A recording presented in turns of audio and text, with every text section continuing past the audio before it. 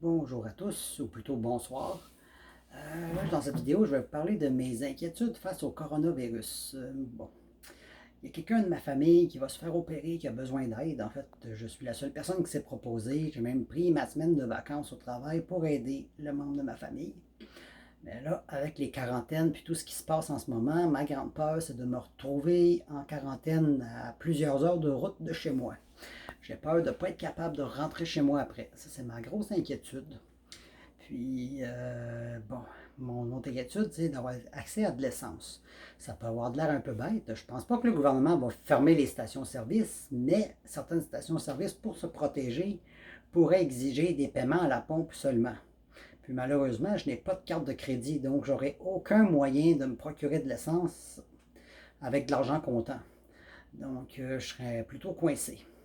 Donc, je pense que ce que je vais faire rendu sur place là-bas, je vais m'assurer que mon réservoir d'essence soit toujours plein pour ne pas me retrouver qu'en cas de mesure de paiement à la pompe, que je ne sois pas désespéré, que je puisse au moins être capable de retourner chez moi. Donc, je vais vraiment m'assurer de remplir la voiture, puis peut-être m'apporter un petit réservoir d'essence, parce qu'en fait, pour retourner chez moi, ça me prend vraiment un réservoir complet.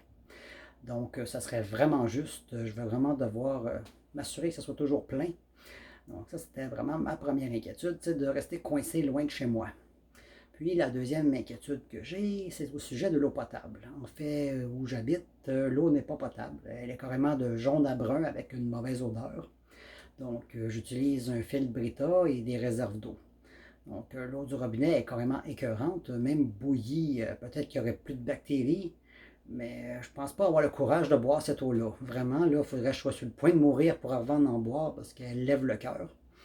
Donc ça, c'est mon autre inquiétude, c'est de manquer d'eau. Puis je pense qu'il y a juste une minorité de la population qui n'a pas d'eau chez eux. Il y en a qui n'aiment pas l'eau de la ville, mais au moins elle sort d'une couleur claire, si on peut dire. La couleur est quand même acceptable. Puis ceux qui ont peur du coronavirus dans l'eau peuvent la faire bouillir. Mais moi, la couleur ne changera pas, même si je la fais bouillir pendant une heure, elle va rester brune. Donc ça, c'est ma deuxième peur, c'est de manquer d'eau. J'essaie de trouver des filtres Brita, mais j'ai pas eu le courage de faire la file au Walmart. Les gens qui se précipitent pour l'épicerie, c'est vraiment bon, la folie. Puis tout ce qui me manque en réalité, c'est des filtres pour être capable de filtrer mon eau, parce que c'est ce que j'utilise principalement, c'est des filtres Brita. Puis quand l'eau est vraiment trop boueuse, là, j'ai pas le choix d'utiliser de l'eau en bouteille. Donc, c'est vraiment des réserves d'eau que j'aimerais être capable de faire si j'arrive à rentrer dans une épicerie. Ça, c'est vraiment ma deuxième inquiétude, c'est l'eau. Pour ce qui est de la nourriture, j'ai quand même de quoi faire un 2-3 semaines. Parce que l'épicerie est à 1 heure de route de chez moi. Donc, j'ai l'habitude de faire des grosses épiceries pour ne pas y retourner souvent. Donc, ça faisait pas tellement longtemps que j'avais fait l'épicerie et j'ai quand même encore des bonnes réserves de nourriture. C'est seulement au niveau de l'eau que j'ai eu une inquiétude. Puis, la troisième inquiétude, c'est la quarantaine.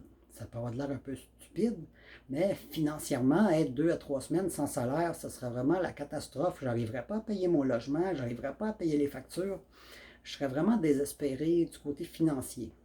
Parce que, bon, la maladie a fait des morts, surtout sur les personnes âgées, donc je ne m'inquiète pas tant pour ma survie, mais surtout pour ma survie financière. Je ne sais pas comment je ferais 2-3 semaines sans salaire, ce serait vraiment la catastrophe. J'arriverais pas à m'en sortir, je risquerais d'être expulsé de mon logement, je ne sais pas ce que je ferais.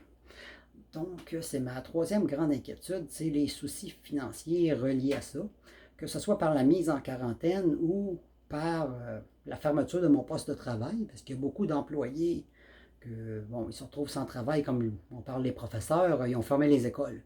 Donc, ça peut être des mesures gouvernementales pour fermer certains on peut dire édifices, que certains postes de travail pourraient être abolis le temps du problème du coronavirus.